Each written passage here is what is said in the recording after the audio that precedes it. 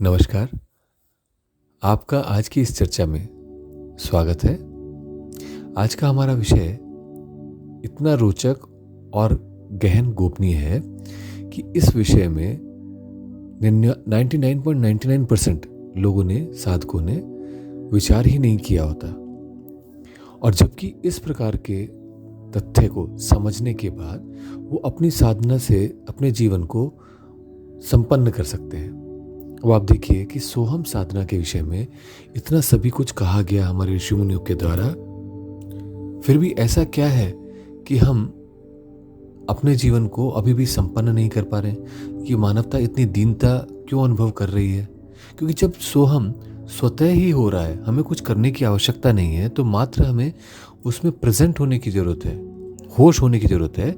शेष तो स्वतः ही हो जाएगा और सारे मनोरथ संपन्न होने लगेंगे। इसलिए इसको, सोहम को, स्वयं सिद्धा भी कहते हैं। स्वयं सिद्धा साधना, जो स्वयं में ही सिद्ध है। आपको करना नहीं है, आपको बस उसमें होना है।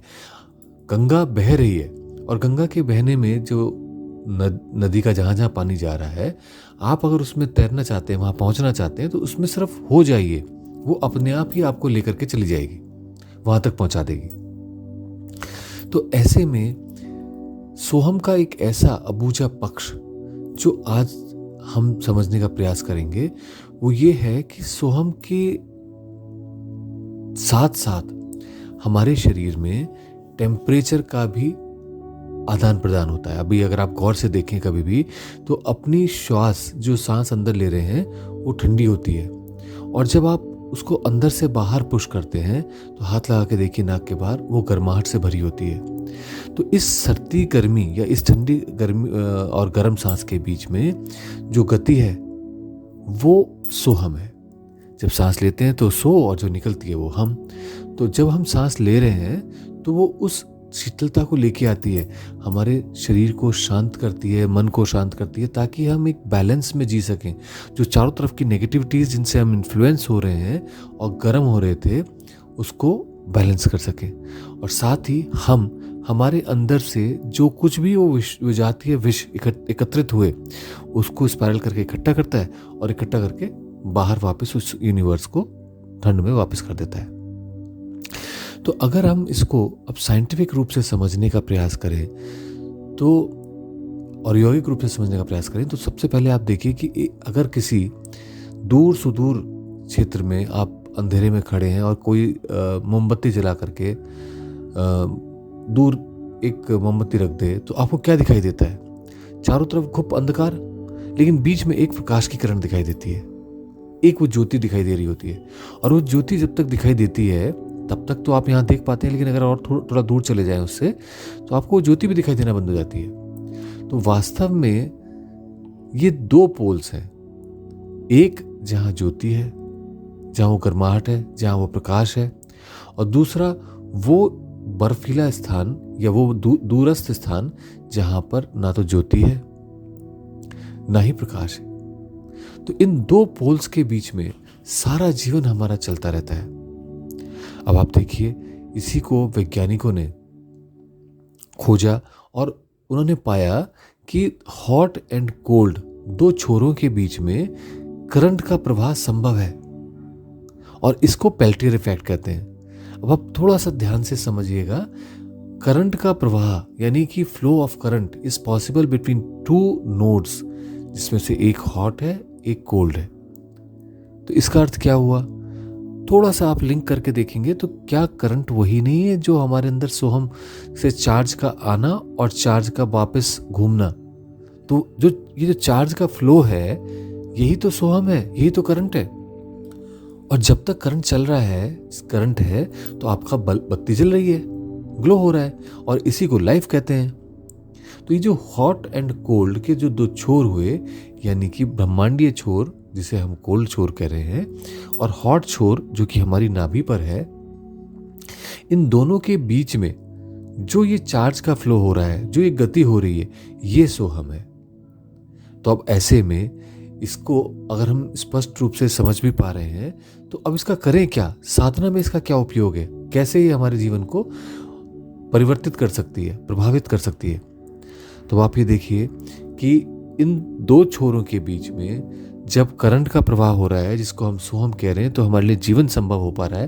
तो जीवन की और बहुत सारी ऐसी चीज़ें होंगी जो इसके प्रभाव से परिवर्तित ही हो सकती हैं, या जिसके प्रभाव से हम साधना में आगे बढ़ सकते हैं। तो सबसे पहली चीज़, हमें साधना में आगे बढ़ने के लिए ऊर्जा की आवश्यकता है, और हम निरंतर ऊर्जा का क्षय कर रहे हैं एक्सेल में, उसे धक्का दे दे करके। तो वास्तव में हमें करना क्या है?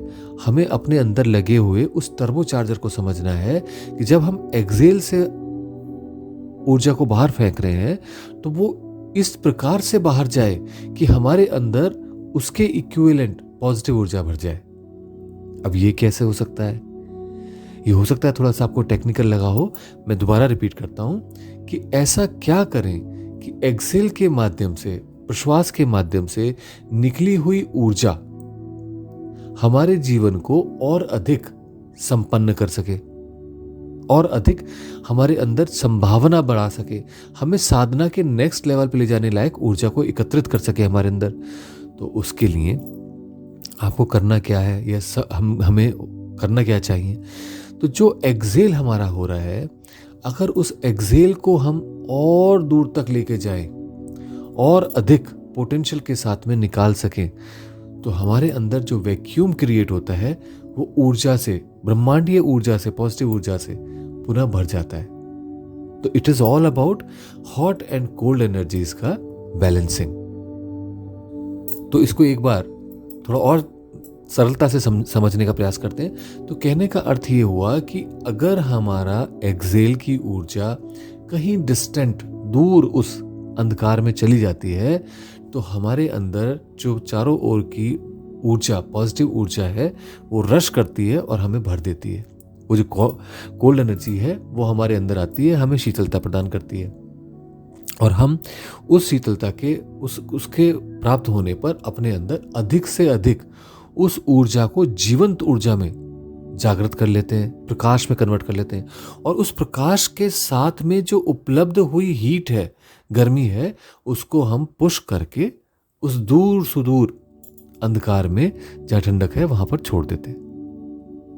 तो सरल सा प्रयोग है, कोई बहुत ज्यादा इसमें समस्या नहीं। आप समझ ही पा रहे होंगे कि हम अपने अंदर उस प्रकाश का आविर्भाव करना प्रारंभ कर देते हैं, उस प्रकाश ऊर्जा को बढ़ाना शुरू कर देते हैं, जिससे हमारा पूरा जीवन परिवर्तित हो जाता है। हम अपने आप में एक ओज और तेज से भर जाते हैं बगैर कुछ करे। सोहम साधना की सबसे बड़ी बात क्या है कि आपको अलग से प्रयास करने की आवश्यकता नहीं है, ये स्वतः ही आपको ऐसा कर देगी। और ऐसा करने के लिए मात्र छोटे छोटे से बिंदुओं का ध्यान रखना आवश्यक है। जैसे कि जब आप सोहम साधना कर रहे हैं, तो जब हम के साथ प्रश्वास को निकालते हैं, तो उस समय उसको आंख बंद करके अनुभव कीजिए कि बहुत दूर तक वो जा रही है, और वो जो ग्रे या ब्लैक सा जो ऊर्जा थी वो सारी निकल के उस दूर तक पहुंच गई, और उसे उस अंधकार में छोड़ दीजिए। वो ब्लैक थी, वहीं पर ही पहुंच गई। लेकिन अब ऐसा अगर होता है कि हमारे अंदर से कुछ निकला है, तो जीरो सम गेम के अनुसार, सब कुछ को शून्य बने रहने के अनुसार, वो हमारे शरीर को पुनः भर देता है ऊर्जा से, वो ब्रह्मांड। अब वो ब्रह्मांड हमारे शरीर को पुनः ऊर्जा से भरेगा तो क्या होगा? हमारे अंदर बहुत अधिक शांति आएगी, एक स्थिरता आएगी, और वो स्थिरता हमारी नेक्स्ट साधना के सोपानों के लिए आवश्यक है, पहली चीज। दूसरी चीज, वो जो ऊर्जा हमारे अंदर आएगी, वो हमारे अंदर उस लेवल की सामर्थ्य उत्पन्न करेगी कि हम उस नेक्स्ट लेवल ऑफ साधना में अपने जीवन को संपन्न करने के लिए उसे कर सकें। वरना क्या होता है कि हम सिर्फ मानसिक रूप से साधनाओं में जुड़ जाते हैं और ये अनुभव करते हैं कि ये भी हो गया, ऐसा हो गया, वैसा हो गया। ये कल्पनाएं हैं, ये यथार्थ नहीं बन पाता। यथार्थ बनने के लिए ये आवश्यक है कि हमारे अंदर वो क्षमता हो, वो ओजस्विता, तेजस्विता हो, वो शक्ति हो, वो एनर्जी हो। और उस एनर्जी को पाने के लिए सरल सा प्रयोग इसको कीजिए। इसको करने से क्या होगा? आपके अंदर स्वतः ही वो संभावना पैदा होनी शुरू हो जाती है। तो सरल सा प्रयोग है, और इस प्रयोग को करने के लिए आपको करना क्या है? आपको इसे सबसे पहले अनुभव करके देखना है। आप 10 मिनट करके देखिए, आपको अनुभव होगा कि आपके अंदर में कितना आप रिचार्ज हो गए। और अगर आप रिचार्ज हो रहे हैं तो समझ सकते हैं कि अब आपकी साधना में गति होनी प्रारंभ हुई, ऊर्जा एकत्रित होनी शुरू हुई और आप अब इस पहले पायदान से दूसरे पायदान की ओर, दूसरे से तीसरे पायदान की ओर बढ़ना प्रारंभ कर देंगे। तो इसलिए अनुभव कीजिए और अनुभव करके फिर इस प्रयोग को आगे लेके चलिए। तो प्रयोग क्या है? सोहम की साधना करनी है, सो से श्वास लेनी है, हम से प्रश्वास करनी है, रीढ़ की हड्डी को सीधा रखना है, किसी आसन पे बैठ सकें तो बहुत ही श्रेष्ठ है। सिद्धासन, सुखासन, पद्मासन के बारे में हम बार बार बोलते हैं, इनको आप उपयोग कर सकते हैं। और जब आप हम के माध्यम से प्रश्वास कर रहे हैं तो उस प्रश्वास को बहुत दूर तक आंख मीच कर देखिए, अंधकार में, उस संसार में, ब्रह्मांड में वो चलती चली जाती है, उसको जाने दीजिए। और उसके बाद सो से अपनी पुनः श्वास लीजिए। आपको श्वास में प्रयास नहीं करना है, प्रश्वास में उसको निकाल करके दूर छोड़ देना है। बस इतना सा आपने डिफरेंस करना है और देखिए कि कितना फर्क आता है आपकी साधना की उपलब्धि में। जीवन आनंदित हो उठेगा। आप देखेंगे कि अप्रयास ही हमारे को बहुत कुछ प्राप्त हो रहा है। इतनी कृपा बरस रही है, सिर्फ उस कृपा के लिए पात्र को उपलब्ध कराना आवश्यक है। अब आज के लिए इतना ही। अगली बार हम चर्चा करेंगे इस सोहम के और ऐसे ही 2-3 और पक्षों की ओर, जिसके माध्यम से आप अपने जीवन को उस राह पे लेके चल सके जहां पर हम नवनादों की साधना कहते हैं, जहां पर हमें रास्ता हमारा खो चुका होता है और उस रास्ते खो जाने के बाद भी हमें उस जगह तक, गंतव्य तक पहुंचना है। तो कैसे पहुंचे? तो सोहम या सहो हमारे साधना में प्रसाद या पराप्रसाद किस प्रकार से सिद्धि प्रदान करते हैं। आशा है आप इस साधना को करेंगे और अपने अनुभव भी शेयर करेंगे। तो आज के लिए इतना ही। नमस्कार।